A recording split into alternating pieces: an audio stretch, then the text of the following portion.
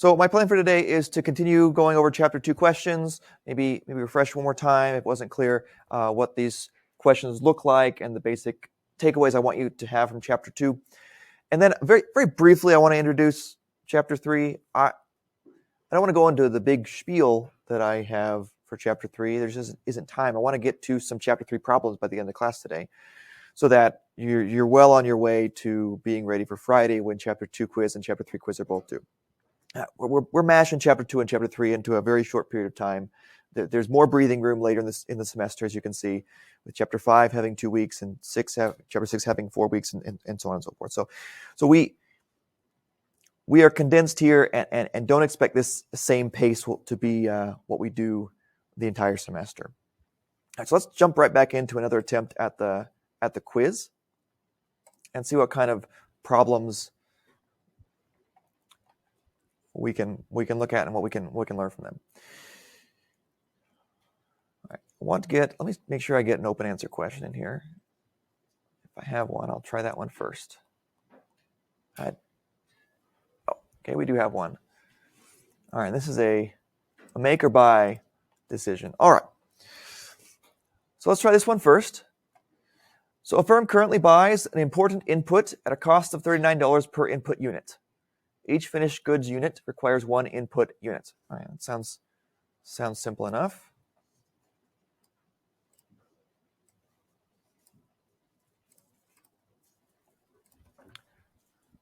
Okay.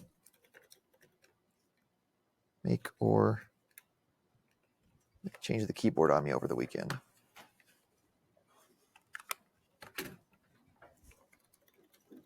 Make or buy.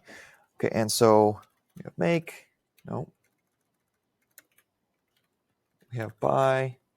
And we know we're going to need $39 per input unit. Times however many units we need. Okay. All right, we've reproduced down here, I'm looking ahead, we've reduced 5,000 units. We need one input unit at $39 per finished goods unit. So we're going to need 5,000 input units. So that's what it will cost us to buy.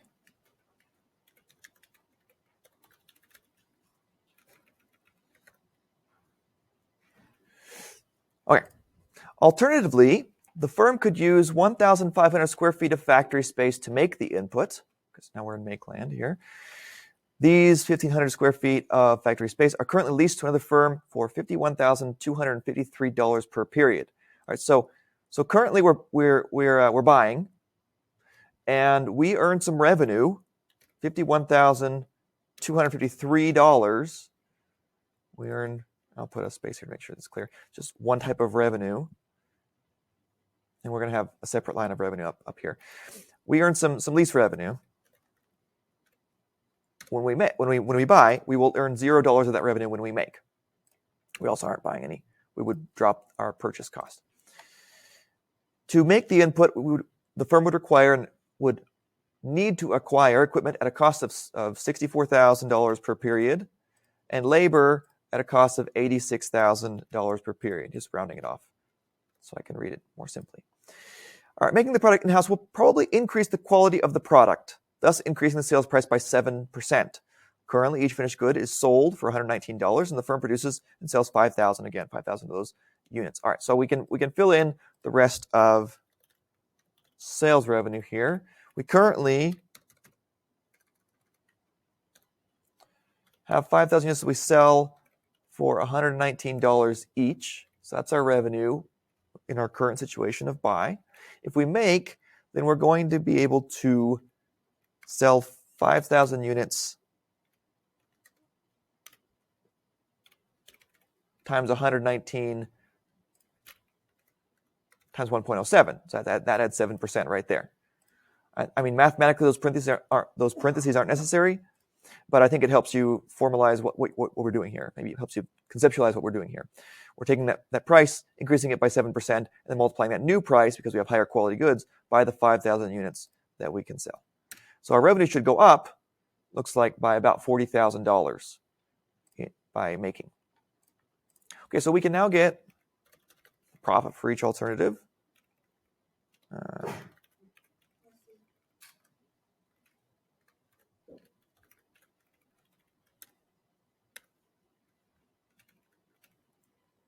Okay, and yeah, we have 0 here. This is equipment and labor. And so, unless you see something I've typed in wrong or copied over wrong, all right. It looks like we should be making more money, higher profits here under make, which makes sense. We offset a lot of the lost lease sales, most of it, with this increase of $40,000 in our sales revenue, just straight up because of higher quality. And then we also have, looks like $150,000 in costs compared to $195,000 in costs over on this side right here. So we're also saving ourselves about $40,000, $45,000 in costs there. Makes sense. All right, so let's see how we're supposed to enter the problem, the answer here. How much more or less profitable is it to make than to buy? Okay, so make and buy, we said it was more profitable to make. It's more profitable to make. Okay, so we're in that right order. And so we're going to enter a positive number because it's more profitable to make than to buy. And we're going to enter the difference between these two as a positive number right there. So 34,444 should be our answer there. Is that looking okay? I think when we did the make or buy problem last time on Thursday, there was no mention of revenue, and often there isn't. I think this is the complex version of the make or buy problem, which I don't make it too complex. I just want you to get the concept down. Usually, I don't mention revenue at all, and so as a result, you could just leave those lines blank, and you're just looking for which one costs the least, and that will give you the relevant cost analysis answer for which one's most profitable. And move on. I'm going to move on. Is that all right? Okay. All right. We have drop or keep. Wonder if we can do a different one instead. We'll do seller process for this. This is fine. And there's also a strategic element to it as well. All right. So the firm Candlewick.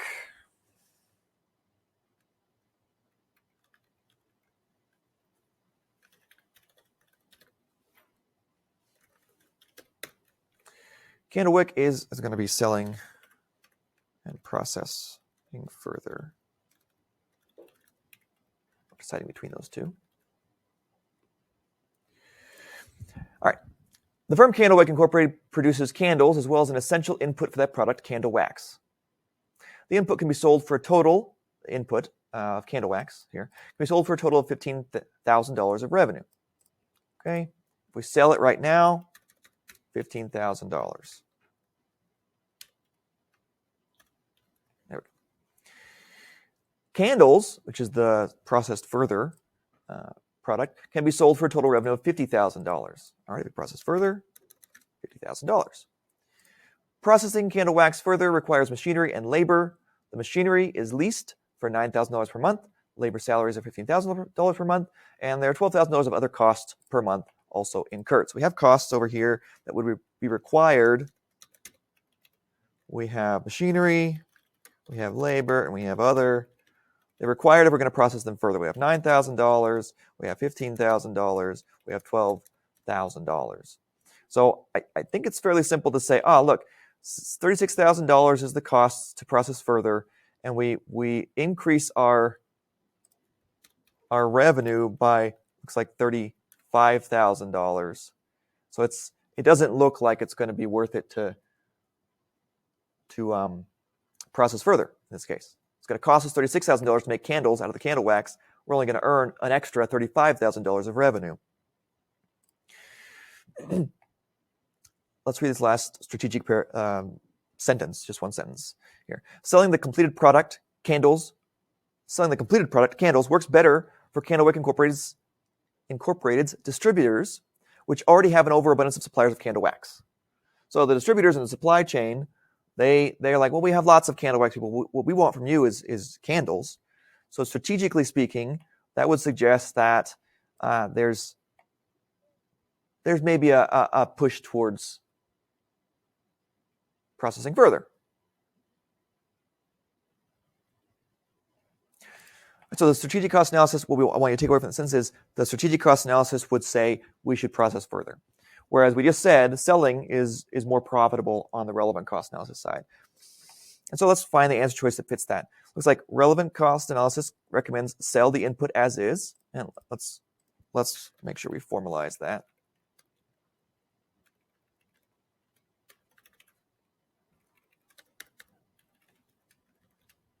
Yes. So selling earns us $1,000 more. It recommends to sell as the input as is. Strategic cost analysis recommends to process further. Again, the learning objectives there of this relatively simple idea of just a one sentence that kind of gives you a feel for what the overall strategy might be is simply to get you to not think that once you've got that 15,000 and the 14,000, it's the end of the story. That's again the first step in the decision-making process there. Those are the numbers that we configure. The potential cost to us if we break relationships with distributors or otherwise disrupt our position in the value chain, that's harder to quantify, and so it's going to be on the strategic side. We're going to have to weigh whether or not this $1,000 of extra revenue by selling now is worth having that kind of trouble in the larger strategic picture. Okay? Questions on that one?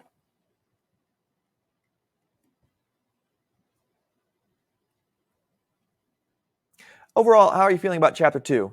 Pretty good? I see a lot of thumbs up. Anybody, kind of, I don't know. I'm like Joaquin Phoenix before he's decided whether or not the gladiator lives or dies. Nobody? No Joaquins in here?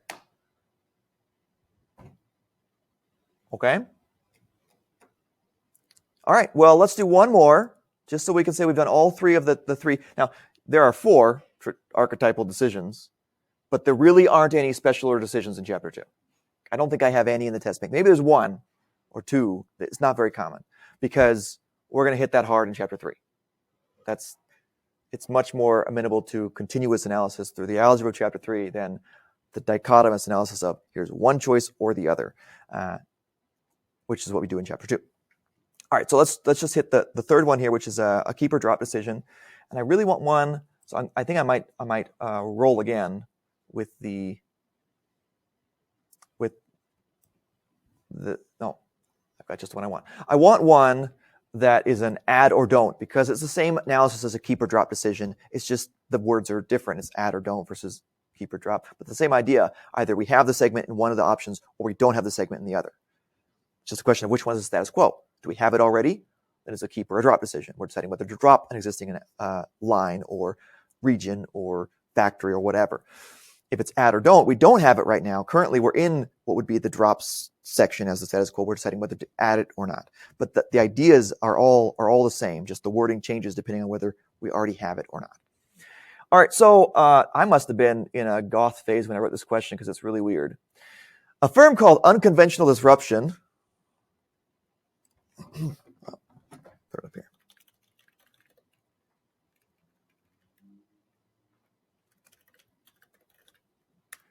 Unconventional Disruption is considering adding a new line of clothes, the apostasy line. The new line's revenue would be,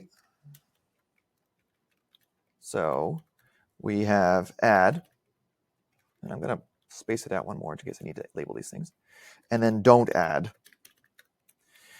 New line's revenue would be $700,000, but its costs would be $800,000.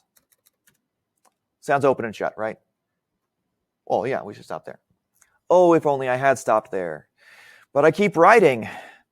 After some study, the firm finds that $35,000 of that $800,000 in costs can be avoided by using machinery the firm already owns. We already have existing product lines, and we can just share some of that machinery. So $35,000 of that cost is saved. All right. The firm has 2 other related clothing lines. Fulfillment line, which I think That's misspelled. Is that 2 L's? I don't know. Fulfillment line, which is 2.5 million in revenue, and the emptiness line, which is 1.35 million in revenue. If the firm adds apostasy, then revenue for fulfillment would decrease by 15%, and revenue for emptiness would increase by 30%. This is getting weird. Abstract is what I'm saying when I say weird. It's very, very abstract. Based on a relevant cost analysis, should unconventional disruption add this line or not add it? Okay, so I've underlined the two options: add or don't, add or not add. Let's expand our analysis here so we can have one there. We have, this is the apostasy line. This is fulfillment. And I'll spell it the same way as they did there. Emptiness. Here, right now, status quo, $1.35 million for emptiness, $2.5 million for fulfillment. And those are going to change if we add emptiness. Looks like fulfillment decreases by 15%. So it's going to equal that 2.5 million times 0.85. And emptiness is going to increase by 30%. So it equals 1.35 million there times 1.3.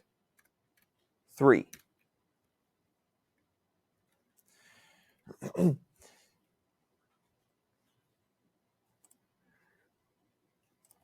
right, so we don't have a lot of information about the costs of fulfillment and emptiness here. In fact, we have no information about the costs, except that there's some costs that are shared. So what I'm going to do is I'm just going to put the $35,000 of costs that we are already incurring that we could share over here.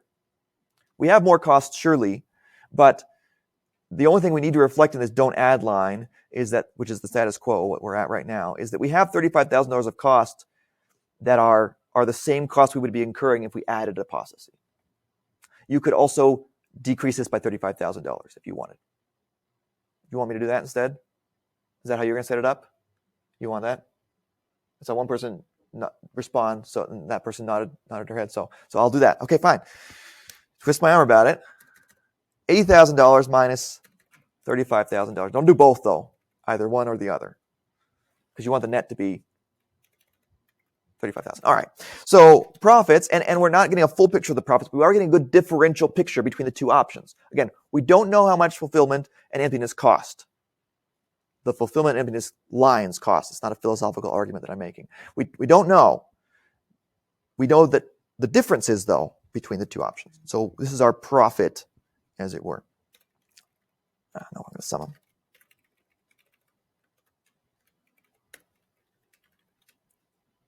Okay, so it looks like to add it, we're still short. Adding it, as opposed to not adding it, would decrease our profits by $35,000.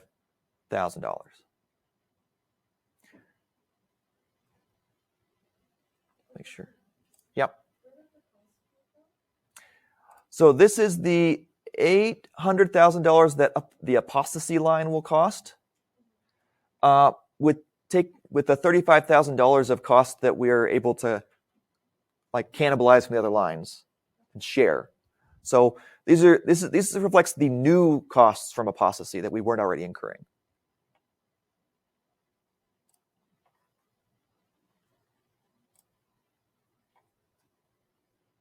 Okay. Look good. Anybody notice a typo I've got in here at all? Not that I know one, and it's your job to ferret it out. I'm saying, do you see a typo? Any copying over problem? I think I've got it right. Okay. It looked open and shut when we started, and the details didn't change what we thought. I thought when we started, I was like, oh, it's only going to bring in $700,000. It's going to cost us $800,000. We shouldn't add it. And even with all the finagling with the changes in revenues and the shared costs, still we shouldn't add it. So they should add, nope, they should not add the line because they are $35,000 less profitable if they add it. That sounds right to me. Okay. Should we close the book on chapter 2? Oh, we will have a chance, if you've got burning questions on Thursdays, say, I really want to go over this type of question for chapter 2. We can do that. That's fine.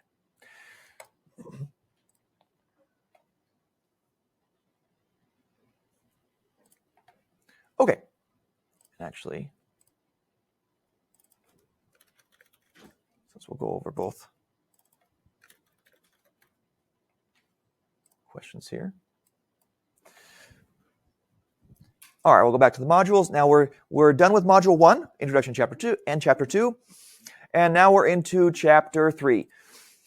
There are a lot of things to say about Chapter 3. And the way I want to introduce it is by giving you a caveat, a warning, which is that this is the mathiest of the chapters. But it tops out at algebra, solving for an unknown variable. So it's the mathiest, and it's not that mathy, all things considered. But if this is not your jam, don't worry, it'll be over Friday. All right, so the point is, largely what we're talking about is we want something, the firm wants something, it wants to maximize profit, it has to make decisions that will navigate it to the realm in which it's going to maximize profit, or it thinks it's going to maximize profit. But not all decisions are dichotomous. It's not always, I need to pick one or the other. There are a good number of decisions where it's a continuous variable that you're deciding. You're choosing, well, within this range of possible options from 0 to 10, which number should I pick? From 0 to 100, or from 0 to a million, whatever it is.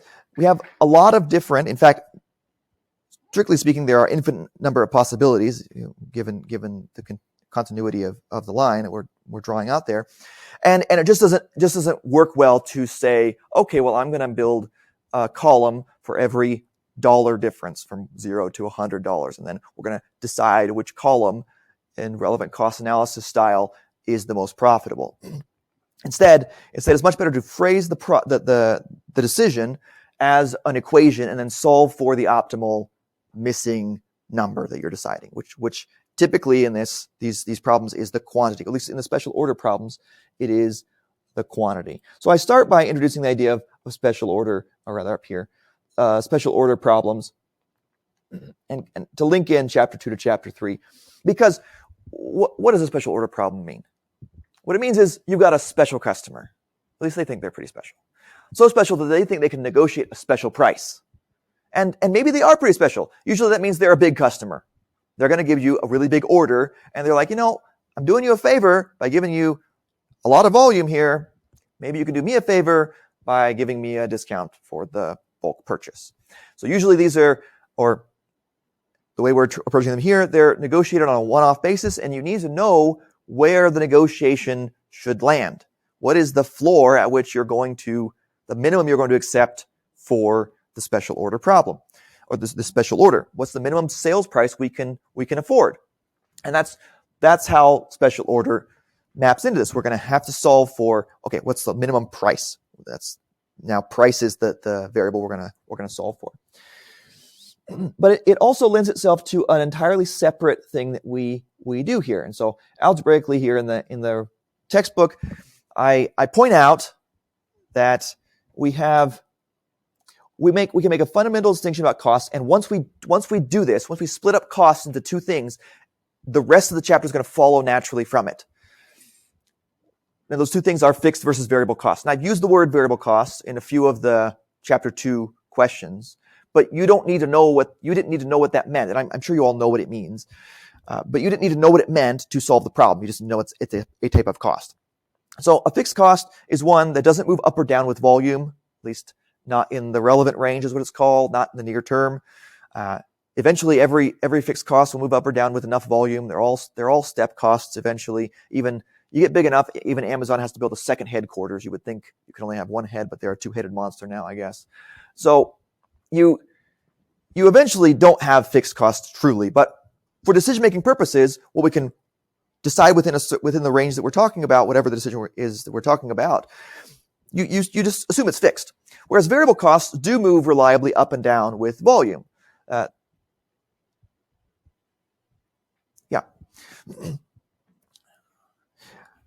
so once you make that distinction, mathematically what we're talking about here is that the cost function, the dot in here, has the volume that we're producing times the quantity, the V is the variable costs times the quantity, which is the volume. Hope that's not too confusing. The Q is the volume of units we're producing times the variable costs that we incur per unit, plus our fixed costs. This isn't rocket science. This isn't too terrible. And also, we can similarly break down the idea of we're going to charge a price per unit times the quantity of units that we're producing and selling. And that's our revenue curve. And now we can start to mathematically manipulate that and say, well, our profit then is, this is R dot. We just plugged it in. And everything over here is C dot. Remember, our profit is revenue minus costs. And so everything over here is the cost function. It was VQ plus fixed costs. But then once we distribute this negative, revenue minus the cost function, it's negative VQ minus and negative fixed costs. And then you start rearranging it, and you can get the idea of you have your total contribution margin right here. Everything over here is the total contribution margin. We'll come back to this in just a second. You can rearrange it further and divide it by quantity to get unit contribution margin. And you can build some ratios into it as well to get CM ratio defined two different ways here. And what I want to do actually is go to my lovely grid here. All right, so once we separate out, and I'll just have it on here while I'm talking through what we're going to do, what the concept is that I think will get us to the point where we can do some questions. So once you separate out the idea of variable costs versus fixed costs, the idea of the contribution margin just comes out screaming at you. If some costs go up and down with volume, which is what revenue naturally does, people tend to want to pay for something only what they consume, what they buy. So the volume goes up or down. What they pay you goes up and down. And if we said some costs also have that correlation, then why don't we see what the net of those two is? The price minus the variable cost gives us how much we're really, really earning on every unit that we sell. And that's pretty intuitive to us as well as workers. And even if we're not doing the accounting or a business, we also think of that as well. You love the idea of being paid more, but you know that $14 an hour, that $20 an hour, that $50, $100 an hour, whatever it is you're making, isn't really what you take home. There's some of that just is flowed through from the company directly to the withholdings, and you don't see any of that. So this is a very similar idea. If you're going to take, if it's not a natural concept to you, take your understanding of the idea of net earnings. Your paycheck is much smaller at the bottom, what you actually take home versus what you were technically earned at the top. Take that idea and transform it over here. How much is this sale, in this case, for a company? How much is this sale contributing to us? What we can actually take into ourselves? So, I mean, otherwise, all the variable costs are things that we're sending off to suppliers. It's helping their company. So if we're McDonald's, we have a hamburger supplier, let's say, and the amount of money that the customer pays for a Big Mac, part of that is just flowing through McDonald's to whatever supplier supplies the hamburger patties. It just flow through, and we as McDonald's we don't really recoup much from that, if anything. It's the extra stuff, the other stuff that's left over after we've paid the supplier, the variable cost that we get to use to pay for our fixed costs so we can stay in business, and then profit so that we can expand and serve more customers. All right, so that's the idea of contribution margin. We can have it on a unit or a total scale. Here it's all as units. Price minus variable cost on a unit basis, unit price minus variable costs. And as a student, when I was an accounting student, this was way more comfortable to me than the ratio. I think that's just me. Maybe not. Let me say it this way, actually. This is what I'm trying to say. Some of you are finance people too, out there. There's some finance students. And even if you're not finance student, maybe you like finance a lot. I bet you're not that way that I was. I bet you're like, oh, ratios, man, that's bread and butter. We got that. Good for you. That's great. That's great. There are questions that will require you to do one or the other.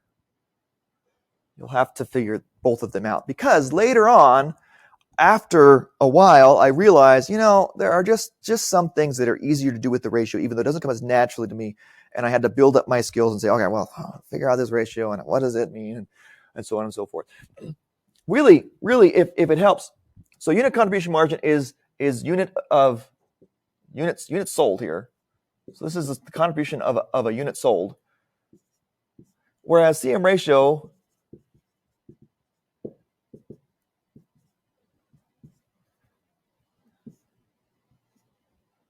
is the contribution of a dollar. I think that's the right definition.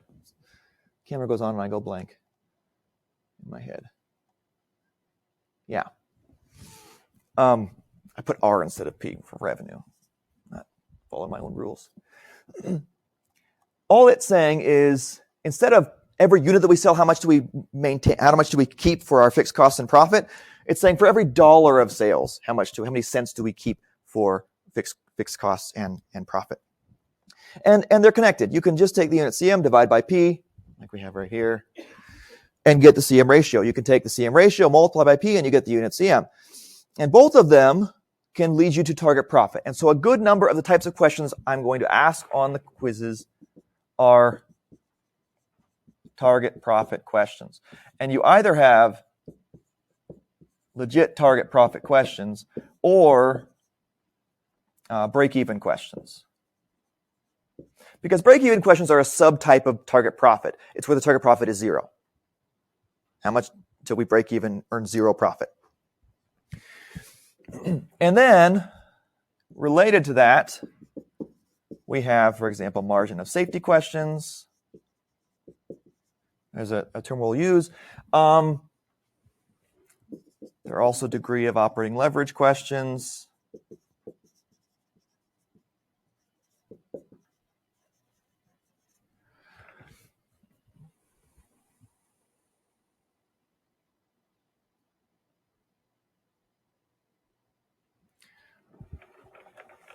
Let me erase this and put them down as. There are CM questions, just figure out the unit contribution margin or figure out the CM ratio. I think that is a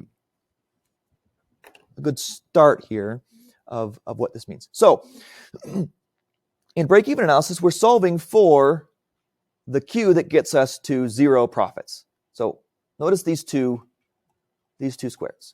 This square right here says, well, you take the unit's contribution margin, you put it in the denominator under pi and F, which is our fixed costs and our target profit, and that gives you the Q required for target profit. If you really want, you can work it algebraically, but if you don't want to, you can just trust me that that's what it does.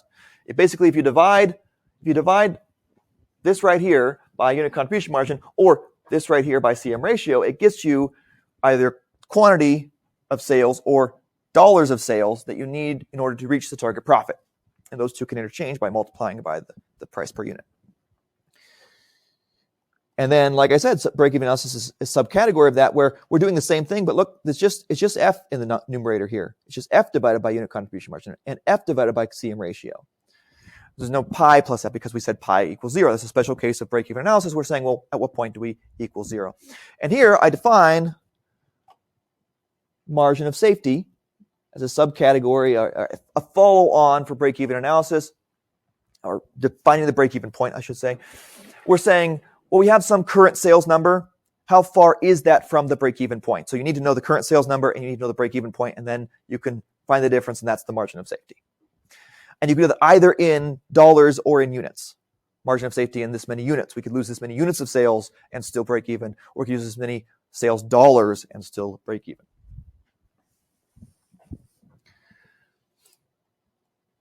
All right. Now, the advanced CVP quiz, because it's 2 quizzes, right? Chapter 3 has 2 quizzes. They're short. Each one is a little shorter, but it's still segmented here. The advanced CVP is asking you to do multi-product, that's the word, multi-product break-even and target profit analysis, basically is what it does. It sounds harder than it is. And the other thing to notice is I'm not doing this because it's cruel. I'm doing this because it's very realistic. Most companies out there that would be doing this would have a family of products. It makes a lot of sense. You sell one thing, people like it. There's a lot of synergy that goes with that. You're going to sell a companion, a sister or brother product. You're gonna want to sell something downstream. You're going to want to sell some warranty, some follow-up. You're going to want to maybe move upstream and sell some predecessor product or something like that. It's just natural. You have a connection with the customers. It's going to suddenly change the economics of all sorts of other companion products that you're likely to want to sell, and that's how you expand typically. So you're going to have a family of products. You're going to be a multi-product firm. And so we need to know how to figure out this kind of analysis for a multi-product firm. And the most simplest version of this is to do this right here, which is to create a composite unit.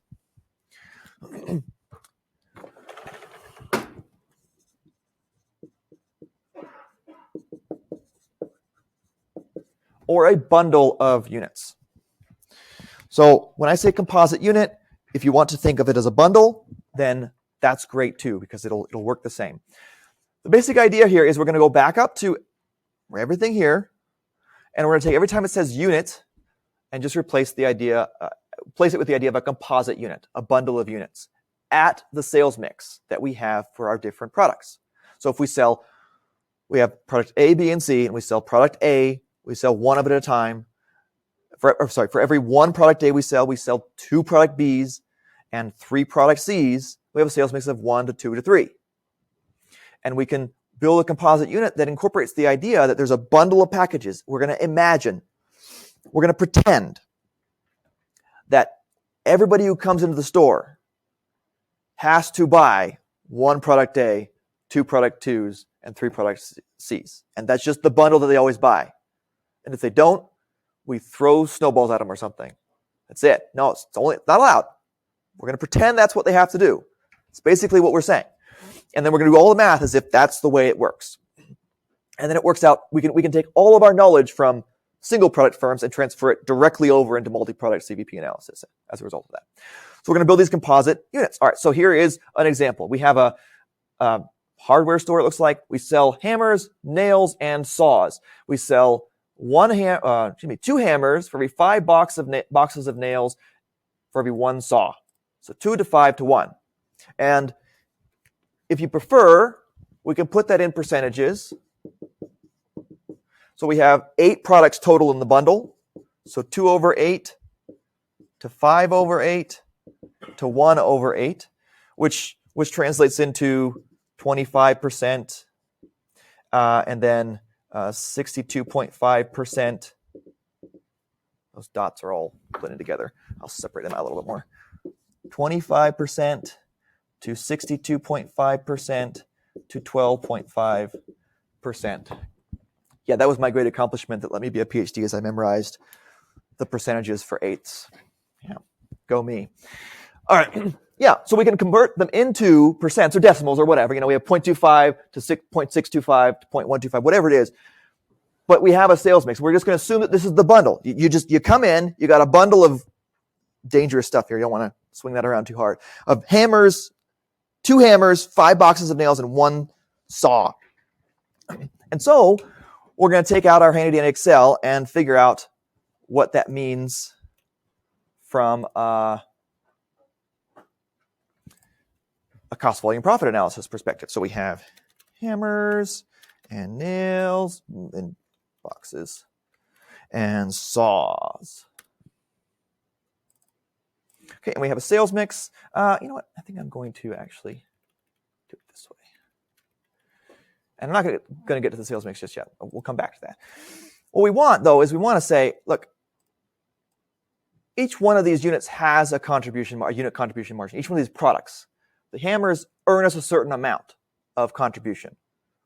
Some of the price that people pay for the hammer, it's passed through us to the supplier. It's a variable cost. But they have a unit CM of $5. We earn $5 of contribution to our fixed costs and profits from every hammer that we sell. And we have a unit contribution of $1.50 from each box of nails that we sell, and a contribution of $8 for each saw that we sell. And I say then we have a composite unit CM of 25.5, because what I do is I took the sales mix. I do it right here, but we can do it in Excel perhaps more cleanly. 2 to 5 to 1. And I can multiply this out. And now I have the composite sales mix, and I sum all of these. So this is a composite bundle, if you prefer, CM. So in each composite unit, each bundle that we assume we're going to pretend that people come in and buy, they're buying $10 of contribution through hammers, the hammers that are in the bag. They're buying $7.50 of contribution from the nails that are in the bag, and they're giving us $8 of contribution for the one saw that's in the bag, totaling $25.50 of total contribution when they come in and buy one of those bundles. So we're going to treat that as if it's the unit that on which people are buying. We have fixed costs of $1,000, and we want to reach a profit of $10.40. So our profits plus fixed costs, of course, is the sum of these. And that's down here too. And we can just take profit plus fixed costs and divide it by the composite unit CM, which we have right here, to get how many composite units we have to sell to get to the target profit. So take that sum, divide it by the composite units. We need to sell 80 bundles to reach our target profit, to cover fixed costs of $1,000 and to reach the target profit of $1,040.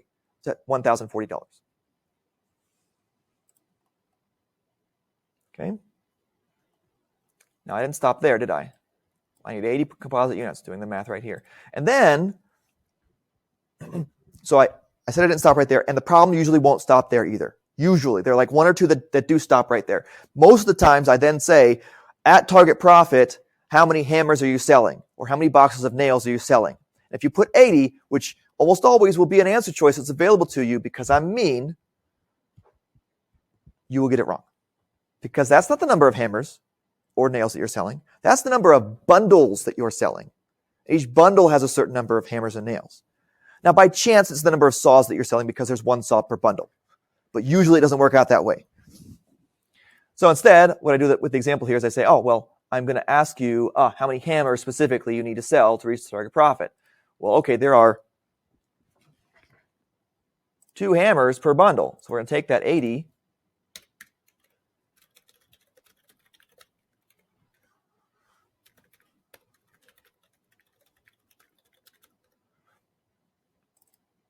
multiply it by 2. Looks like we need to sell 160 hammers at the target profit.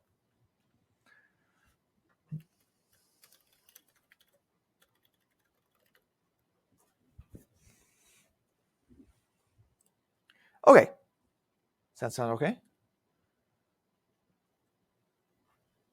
Now, one little caveat before we get into we'll get into the questions of chapter 3. For both, we'll try to get both quizzes in a little bit. One little detail I want to point out is there are a few questions that have you stop at composite units. And I had to phrase the questions a certain way, and maybe it will be annoying to you how I phrase them, but I had to phrase them a certain way because this isn't the only way you can build composite units. I did it this way. I left it at 2 to 5 to 1. But if I put it in decimal form, so that instead of having a bundle of whole units inside of 2 and 5 and 1 of the different products, I can create a Frankenstein unit that is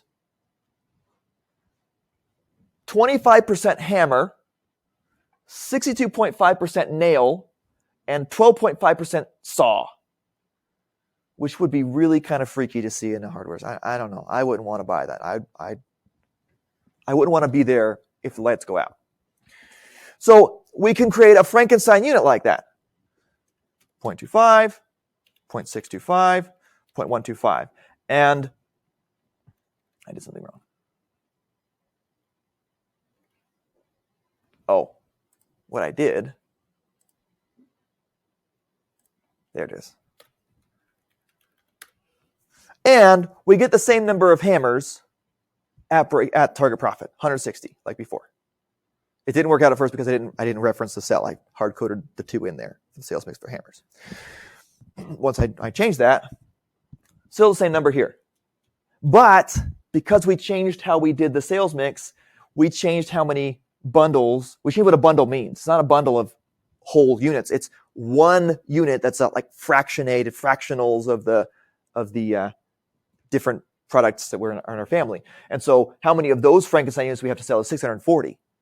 So if I stop you here and you like to use that one, which some students really prefer to think of it that way. They like to think of the Frankenstein units rather than the big bundle of units like we did the first time.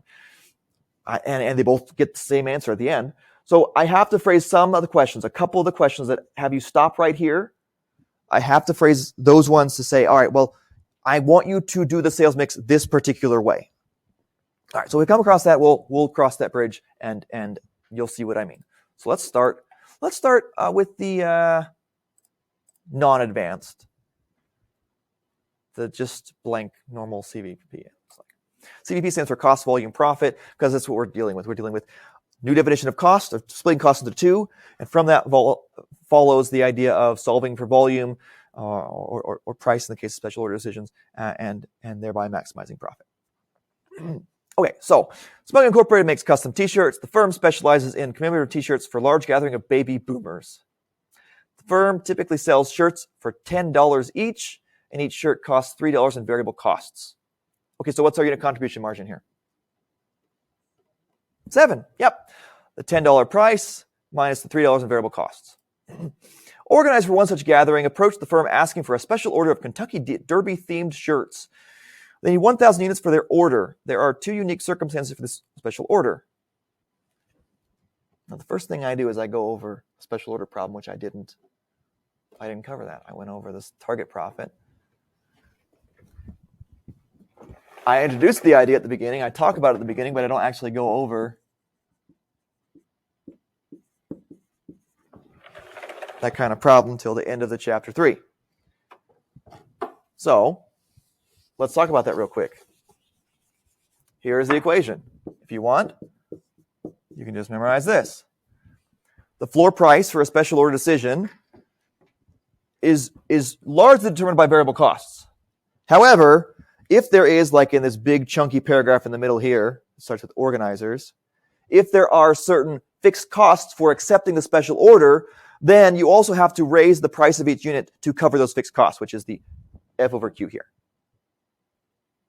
And then we get into the trickiest part of here, which is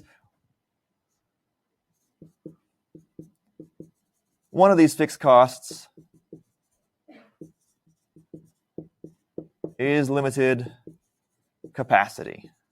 At least it's caused by limited capacity, which is one of the instances, one of the problems here. All right, so there are 2 unique circumstances for the special order. First, $4,000 of copyright payment. We're going to have to pay for some Kentucky Derby theme to put on our shirt. That's a fixed payment. That's really easy to incorporate. Just put that $4,000 as part of F right here. Great. We can have that and divide it by the total quantity. And we know that we need to increase the price, the floor price of each t-shirt by that amount. The second is that the firm only has enough excess capacity to produce 750 units of the order. So what are we going to do? They want 1,000. We can only do 750. We can tell them, well, have 250 of your boomers not wear shirts. No, don't do that. We can tell them, too bad. We could, which is what we're going to do, also kick out 250 units worth of regular customers so that we can make space for the special order. So that's what you want to assume that you do in order to, if you're going to accept the special order. If you're going to accept the special order, you can't just use your 750 of excess capacity that you have. You're going to have to also fill the full order, which means we have 1,000 units of order. That's Q. And we're going to take that 1,000. We can fill 750 of it with our excess capacity. That leaves 250 units worth of regular paying customers at regular prices, not special prices like special order. That many units of people that we're going to lose the sales of. Now, do we care about the sales? Not necessarily. Part of that sales variable cost is just flowing through us to our suppliers. We care about the contribution margin. So the key is 250 units of lost contribution margin. That's where it hurts us. That's the extra cost. That's a fixed cost. A fixed cost of accepting the orders. We're going to lose 250 units of regular contribution margin from regular paying customers. 250 units worth of it. So we have to figure out what contribution margin is, which was $7, right? For regular paying customers, it's $7. So 250. In fact, let me start putting this in Excel so we can have it up in the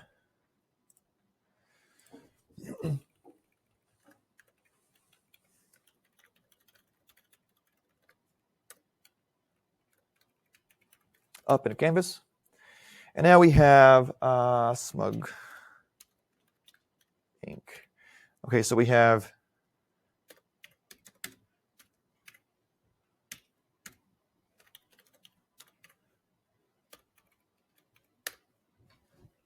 $7 of a unit contribution margin for typical paying customers. We have quantity of the special order is 1,000. We have part of our fixed costs, our copyright costs of $4,000. And then we have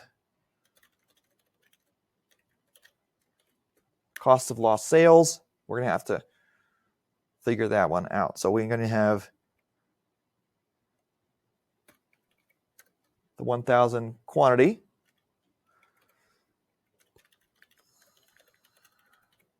The 750 excess capacity. And this is units of lost sales. Those units times the contribution margin from each unit gives us total lost CM from accepting the special order.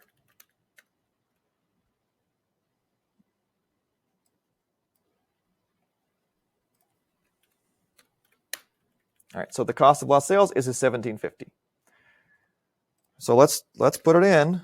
The floor price is F over Q plus variable costs. So it's going to be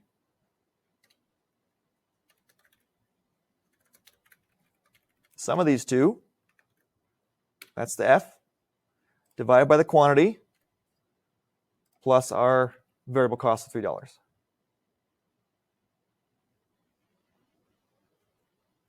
Look okay? Looks like the floor should be $875. That's the minimum we would accept for this special order, which is one of the answer choices.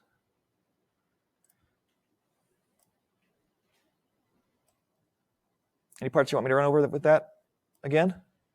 Any cells you want to see closer? You can zoom in if you want. This one right here?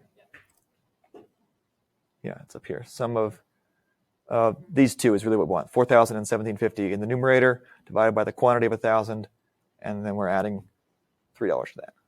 The 3.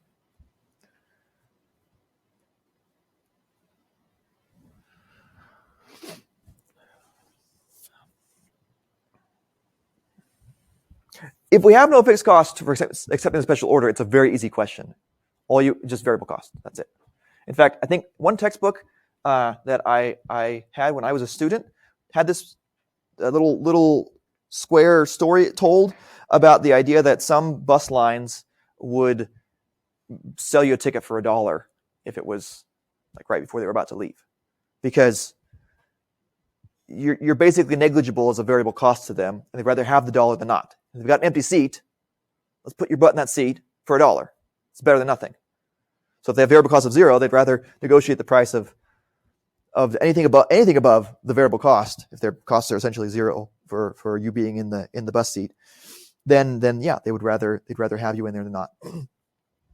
So yeah, if there are no fixed costs for accepting the special order, then it's just the variable cost. That's it. There's a big 0 in this term right here, and it's just price equals variable cost. That's the floor. Or I think I said That's what the price should be. No, that is the floor for the negotiations. That's not what the price should be. That's the floor. It depends on how special the customer is, where the actual price lands. Are they really special, or just a little special? We don't have a lot of room here. 875, and there's a ceiling too. There's a floor, therefore there's a ceiling. What do you think a ceiling would be? What's the maximum you would accept for a special order like this? What's the price? Would you have them pay any more than the regular paying customers pay of $10? No. I saw a shaking head. Yeah, no. That's the ceiling. Seller usually sets the ceiling and says, well, I won't. No, excuse me. I'll say it that way. I'm borrowing phrases from transfer pricing in chapter 10. The ceiling is going to be the $10 here. The floor is determined by this price right here. All right. Let's go back to what I promised earlier. We're going to talk about CVP stuff. All right, here's a CVP. We have one product.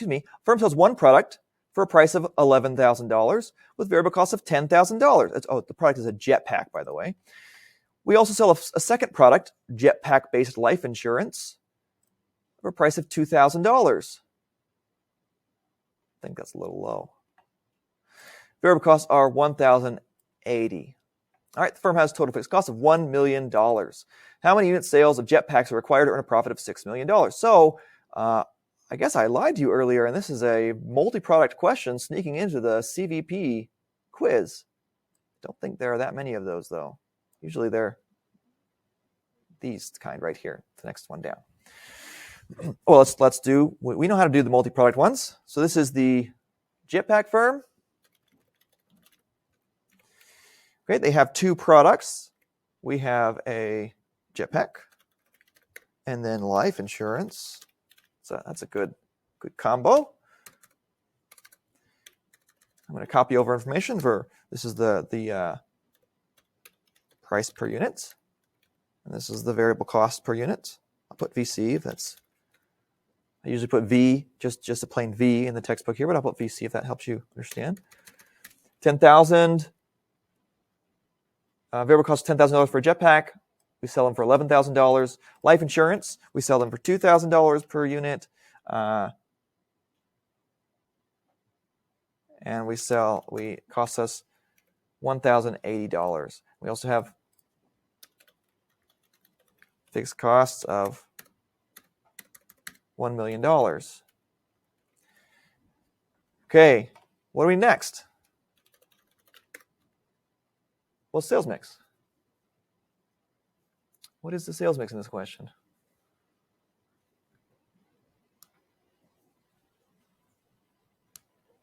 Yeah. I wanted to be 1-to-1, but I didn't put that in there. I don't think I have a sales mix in there.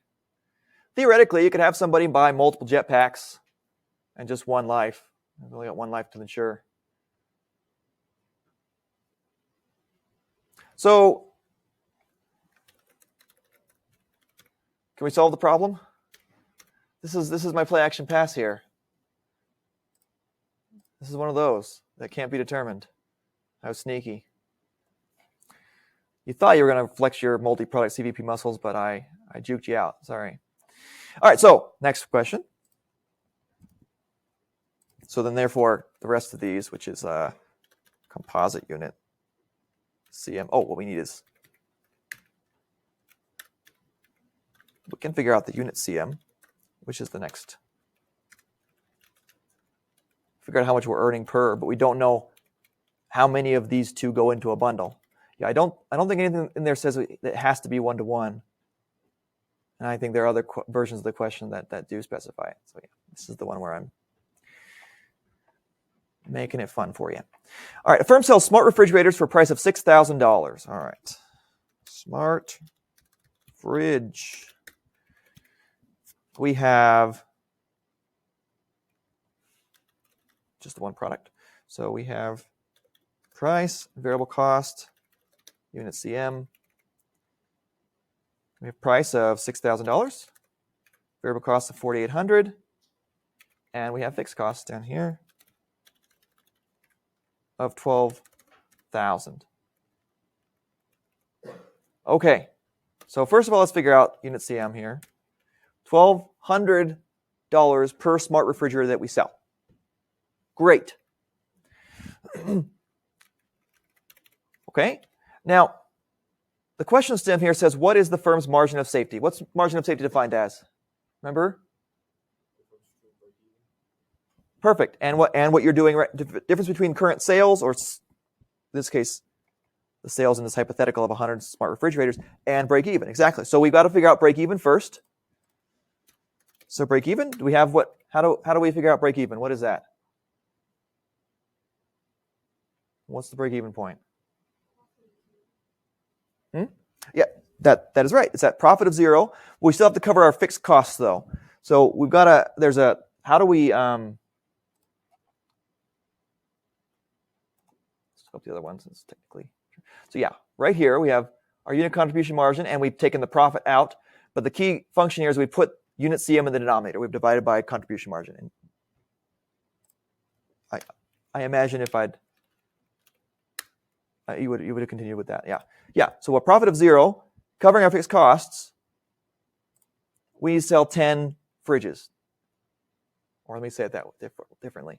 In order to cover our fixed costs and break even, we have to sell 10 smart fridges. Because we earn 1,200 units per smart fridge, we have to cover 12,000 fixed costs. And so we're nice and tempted to put 10 here, right? Is that right? Is that the correct answer? You can tell in the tone of my voice. Or no, you know by yourself. Not me. That's correct. That's incorrect. Yeah, 10's wrong. 10 is the break-even point, but I'm not asking for the break-even point. I'm so mean. I put 10 in there as a distractor. No, that's not it. We are if we sell 100, what's our margin of safety? It's how far are we from the break-even point? So our break-even point is 10 units. We're selling 100, so we're 90 units away, right? Just the difference between those two. We're 90 units away. That's the margin of safety. We could lose 90 smart refrigerators in sales and still be okay. Still break even, that is.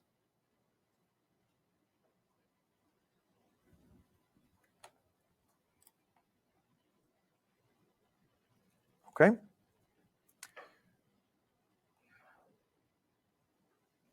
Let's submit that quiz. Let's go to the advanced one. Is that all right?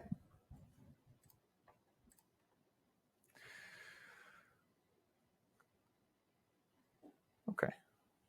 Yeah, that's good.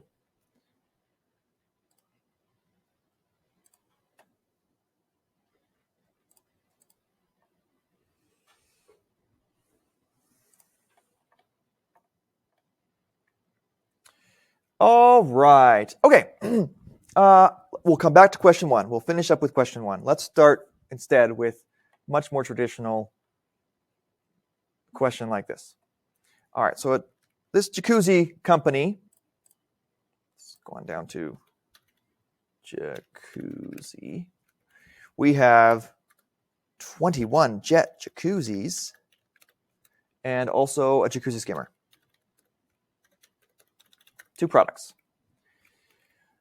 We have, let's just set it up.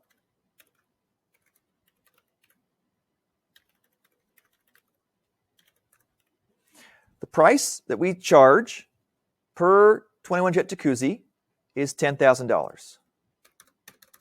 It costs us a variable cost of $5,000. Now our second product, jacuzzi skimmer, we sell for $50. High quality jacuzzi skimmer. And it costs us $25. So we can get our unit contribution margin. Oh, that's wrong. Subtraction. So for each jacuzzi we sell, we have $5,000 of contribution coming to us so we can cover our fixed costs and make a profit. For each jacuzzi skimmer that we sell, we earn $25 of contribution, again, to cover fixed costs and to earn a profit. Now, they're not sold one-to-one. It says the sales mix is 1 to 50. So 1 jacuzzi for every 50 jacuzzi skimmers. So if we assume that somebody comes in and by hook or by crook, they are going to leave with a big bundle in one bag of a jacuzzi and 50 skimmers. That's the Hulk. He pulls out one bag with a jacuzzi in it, I guess. Then they are going to earn us every time they come in and buy a bundle, one of those composite units or one of those bundles, contribution of $6,250.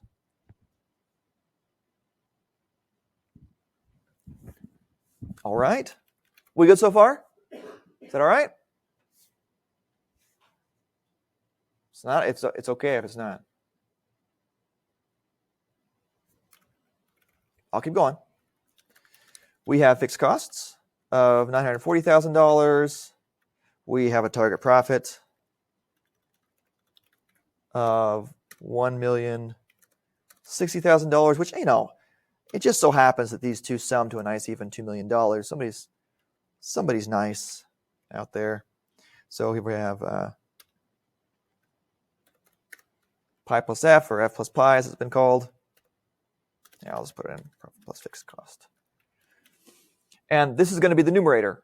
Remember, numerator, we're doing target profit analysis, is pi plus fixed cost. We've got a certain amount to cover. Now let me scroll down to the other one. The one below is just like this, except it says composite unit.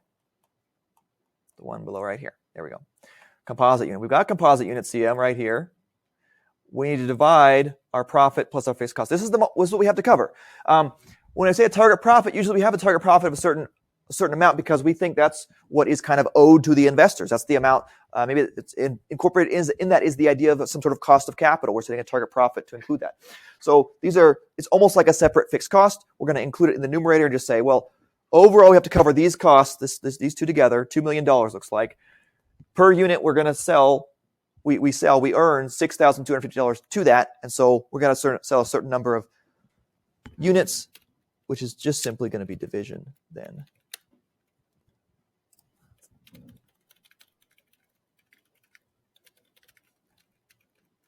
Move that over there. 320 composite units at target profit. So to earn a target profit of $1.06 million, after covering the $940,000 fixed cost, we have to sell 320 of these bundles, which earn us $6,250 in contribution, all told. Okay, the question says, how many unit sales of jacuzzis are required? So are anybody afraid to push 320 here? Because you think I'm tricking you. I'm always tricking you. Don't ever think I'm not tricking you. In this case, you would just happen to be right. Whether you accidentally did it or did it because you know, oh, wait.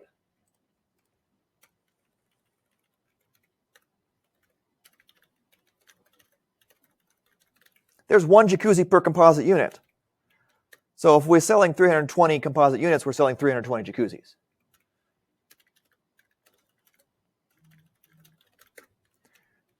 Again, it just happens to work out this way. Usually that 320 is a trap. You get this number right here. Oh yeah, units, I got it. It's a trap. You got it wrong, because I'm mean.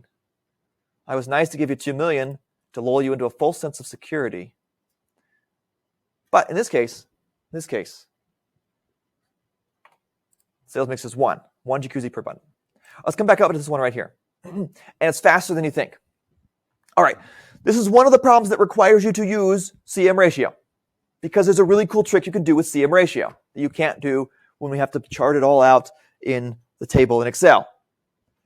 So firm has total revenue of $5,000 last year. Variable costs are $900. Fixed costs $1,000. The firm sells 5 products. Of sales mix of 7 to 9 to 2 to 3 to 1. Assuming the firm's cost structure stays the same, which includes the idea of the sales mix, the sales mix stays the same. How much total revenue will the firm need if it wants to earn a profit of $6,000 this year? Well, you are tempted to say it can't be determined, because we don't have information about the individual products. We don't have names for the 7. How many are 7 of them are in a bundle, or 9 of them are in a bundle, or this one or that one. We don't know any of the products. We don't know their individual unit contribution margins or anything. However, CM ratio can be calculated based on our revenues, variable costs from last year. And last year we had that sales mix of 7 to 9 to 2 to 3 to 1. Meaning that CM ratio is built on the idea of a sales mix of 7 to 9 to 2 to 3 to 1. it's embedded in that CM ratio. And so we can skip over the whole thing, all this table business, and just take the CM ratio equation here and divide.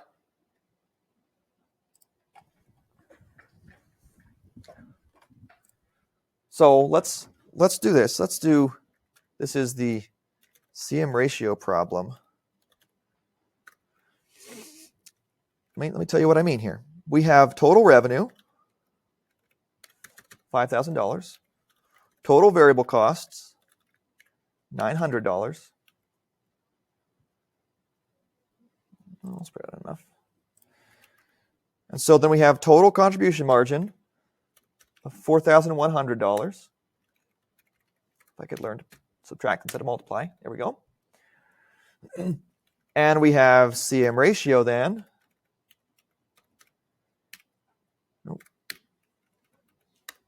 Of 0.82. So at the sales mix of 7 to 9 to 2 to 3 to 1 of these unnamed products, we earn 82 cents per dollar in sales. I don't care what the individual products are. At their sales mix, at their contribution, whatever it is, we earn that many cents per dollar in sales. So we can just bypass all the little details about it and say, okay, well, if that's the CM ratio, and we need to earn a total here of covering fixed costs of $1,000 and target profit of $6,000. So sum. We need $7,000. Well, we're going to need that $7,000 divided by the CM ratio in sales to earn that.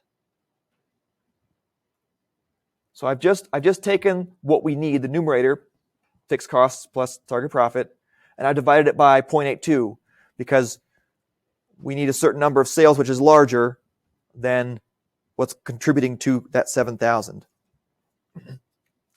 Maybe I didn't say it in a way that explicates the division properly to you, but it follows the equation right here. We took the numerator divided by the CM ratio, and we end up with, we need that much in sales, total sales revenue, because it asks about total revenue.